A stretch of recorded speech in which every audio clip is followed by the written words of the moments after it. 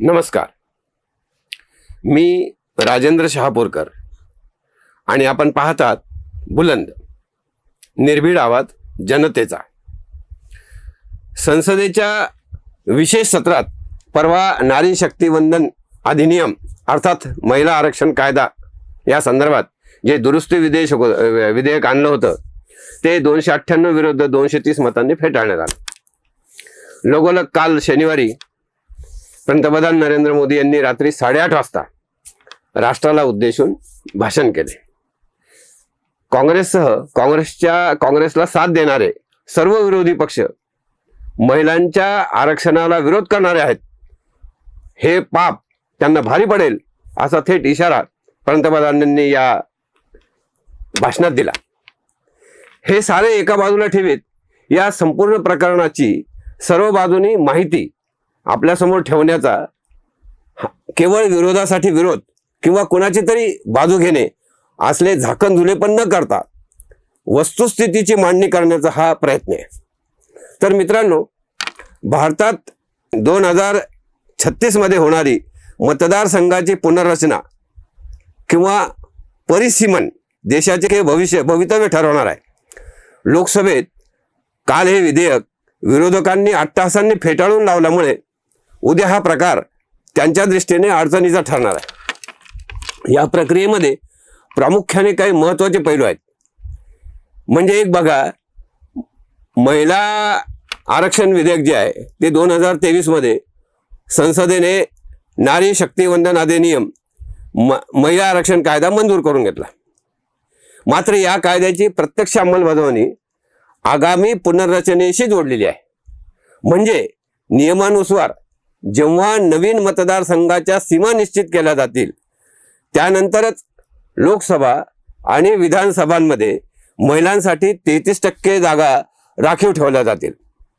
म्हणजेच 2029च्या सार्वत्रिक निवडणुकांमध्ये महिलांना आरक्षण मिळण्यासाठी 2026ची पुनर्रचना प्रक्रिया अत्यंत महत्त्वाची आहे.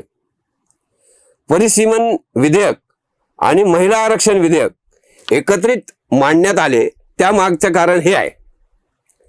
विशेष म्हणजे विरोधकांनी एकमताने 2023 मध्ये जेव्हा महिला आरक्षण विधेयक मंजूर केले तेव्हा त्यांना याची सुद्धा कल्पना होती की परिसीमन विधेयकासोबत महिला आरक्षण विधेयक हे 2026 मध्ये येणार आहे.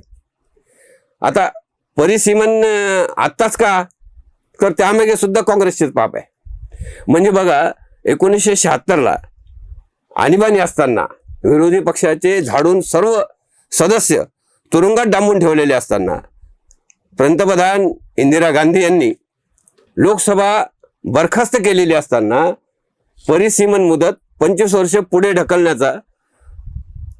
ढकलण्याचे संविधान विरोधी काम केले.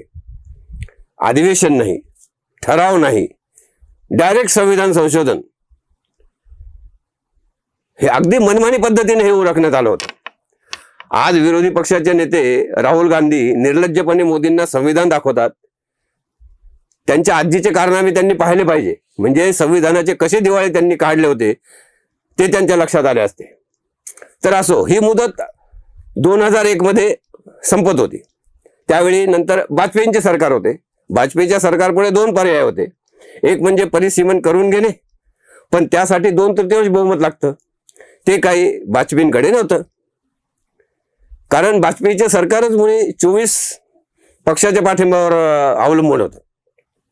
त्यामुळे वाजपेयींनी दुसरा मार्ग स्वीकारला. परिसीमन ची मुदत जी होती ती आणखीन 25 वर्ष पुढे ढकलली. आता ही मुदत 2026 मध्ये संपत आहे. आता जनगणनेसाठी अजून वेळ काढला तर किमान 2-3 वर्ष लागतील. जनगणना 2029च्या पूर्वी होणे जवळपास अशक्य आहे. आता कमीत कमी 3-1 वर्ष लागतात त्याला. म्हणूनच मोदी सरकारने काय केलं की 2011च्या जनगणनेवर आधारित परिसीमन करण्याचं हे विधेयक मांडलं होतं. त्यामुळे महिला आरक्षणाचा लाभ 2029च्या निवडणुकीपासून मिळू शकला असता महिलांना. मुळात आताच्या परिसीमनमध्ये लोकसभा आणि विधानसभेत सर्व जागा 50%च्या प्रमाणात समान प्रमाणामध्ये वाढणार होत्या. म्हणजेच कुठेही आत्ताच्या लोकसभा व विधानसभेतील समतोल कायम राखता आला असता, बिघडला नसता. आता 2026ला गेल्यानंतर 2026 नंतर आर्टिकल 81 नुसारच 2026च्या जनगणनेवर परिसीमन होऊ शकेल. त्याचा मुख्यतः परिणाम काय होईल की उत्तर आणि दक्षिण या राजकारणातील असंतुलन निर्माण होईल. पुनर्रचनेचा सर्वात कळीचा आणि वादाचा मुद्दा म्हणजे उत्तर विरुद्ध दक्षिण या राज्यामधील वाढती दरी. उत्तर भारतात म्हणजे उत्तर प्रदेश, बिहार आदी आणि दक्षिण भारतातील राज्य उदाहरणार्थ तामिळनाडू, केरळ यांच्या लोकसंख्येच्या वृद्धीमध्ये फार मोठी तफावत आहे. म्हणजे दक्षिण भारताने लोकसंख्या नियंत्रणाचे अतिशय यशस्वीपणे धोरण त्यांनी राबवले आणि उत्तर प्रदेशमध्ये या धोरणाचे फार 3-13 झाले. त्यामुळे त्यांची लोकसंख्या झपाट्याने वाढलेली आहे. जर केवळ लोकसंख्येच्या आधारावर मतदारसंघाची संख्या वाढली तर उत्तर भारताचे राजकीय वर्चस्व प्रचंड वाढेल आणि दक्षिण भारताचे संसदेतील प्रतिनिधित्व तुलनेने कमी होईल. हीच गोष्ट टाळण्यासाठी मोदी सरकारने दोन्ही विधेयक एकत्रित आत्ताच मांडली. कारण आता नाही झाली तर उत्तर दक्षिण यांच्या खासदारामधील संख्या हे फार मोठ्या प्रमाणात त्यांच्यात तफावत वाढू शकते. आता ती सध्याच्या प्रमाणात वाढवण्याचा मुद्दा आणि गणित आताच्या विधेयकात आहे. आणि सर्वात महत्त्वाची गोष्ट म्हणजे 2029च्या निवडणुका नवीन मतदारसंघानुसार व्हाव्यात यासाठी 2026ची ही प्रक्रिया 2011च्या जनगणनेच्या आधारावर किंवा आगामी प्रलंबित जनगणनेच्या आकडेवारीनुसार पार पाडली जाण्याची शक्यता होती. या दोन्हीमध्ये मुख्य फरक हा प्रादेशिक समतोल राखण्यासाठी आहे. 2011च्या जनगणनेवर आधारित असणे अत्यंत आवश्यक होतं प्रादेशिक समतोलासाठी. कारण 2026 मध्ये हे जे बदललेले लोकसंख्याची आकडेवारी आहे त्यानुसारच परिसीमन होणार आहे. आर्टिकल 81 नुसार आता ते बंधनकारक झाले आहे. आताचे विधेयक जर मंजूर झाले असते तर आर्टिकल 81 आड आले नसते. पण विरोधकांच्या हेकटपणामुळे आणि विरोधासाठी विरोध या धोरणामुळे आता त्यांच्यावर बुमरँग उलटण्याची ही वेळ आलेली आहे. हे विधेयक त्यांच्यावर असेच उलटणार आहे. भाजपला म्हणजेच मोदी शहा यांना दक्षिणेत पाय रोवण्यासाठी या गोष्टीचा उपयोग करून घेता येईल आणि ते करून घेणार. आता जे काय होईल ते 2027च्या जनगणनेवर आधारित होईल आणि त्यात दक्षिणेतील राज्याचे नुकसान आहे.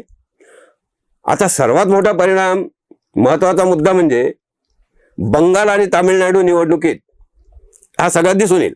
कारण महिलांना आरक्षण मिळू नये म्हणून विरोधकांनी म्हणजे काँग्रेससह दमुक वगैरे सगळ्या विरोधकांनी जाणून बुजून हे विधेयक अडवून नुकसान केले महिलांचे.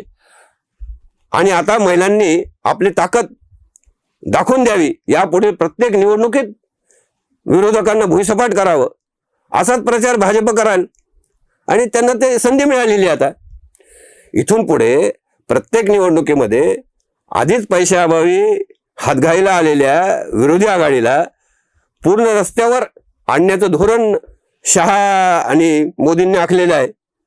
त्यातच जर बंगालमध्ये सत्ता पालट झाला, ममताच्या हातून सत्ता गेली तर पैसे मिळणारी आणखीन एक तिजोरी विरोधकांच्या हातातून निसटणार आहे. एकंदरीत राजकीय पटावर मोदी शहांचा प्रत्येक डाव जीत भी मेरी पट भी मेरी अशाच प्रकारचा असतो. विधेयक फेटाळण्यात आल्यावर पंतप्रधान नरेंद्र मोदी यांनी काल राष्ट्राला उद्देशून जे भाषण केले त्याचे सारे असे आहे. तुम्हाला काय वाटते? कमेंट करा. व्हिडिओ आवडला असेल तर लाईक करा, शेअर करा आणि चॅनल सबस्क्राईब करा. तूर्त इतकेच. धन्यवाद.